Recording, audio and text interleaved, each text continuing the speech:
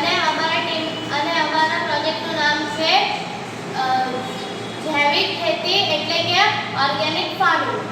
જૈવિક ખેતી એટલે એવી ખેતીઓ જેમાં રાસાયણિક ખાતર, જંતુનાશક દવા અને અન્ય ઝેરી પદાર્થોનો ઉપયોગ થતો નથી. તેની જગ્યાએ કુદરતી વસ્તુઓ જેમ કે ગાયનું મૂત્ર, છાણ અને ઉપયોગ કરવામાં આવે છે.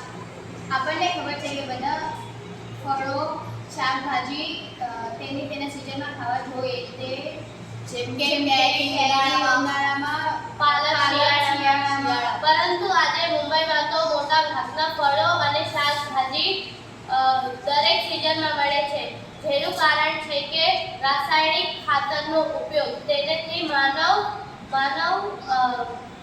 મનુષ્ય જાતિને મનુષ્ય માટે હાનિકારક છે.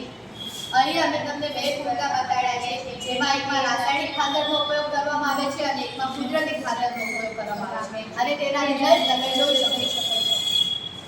આમ કુદરતી વસ્તુઓથી પાક ઉગાડવામાં જમીન શુદ્ધ રહે છે અને પાક તંદુરસ્ત રહે છે. માનવ આરોગ્ય સારું રહે છે. આવી ખેતીથી ભારત આત્મનિર્ભર અને સમૃદ્ધ બની ગઈ છે. જૈવિક ખેતી સ્વસ્થ ભારતની સાથે ખેતી, આરોગ્ય સાથે જિંદગી. Thank you.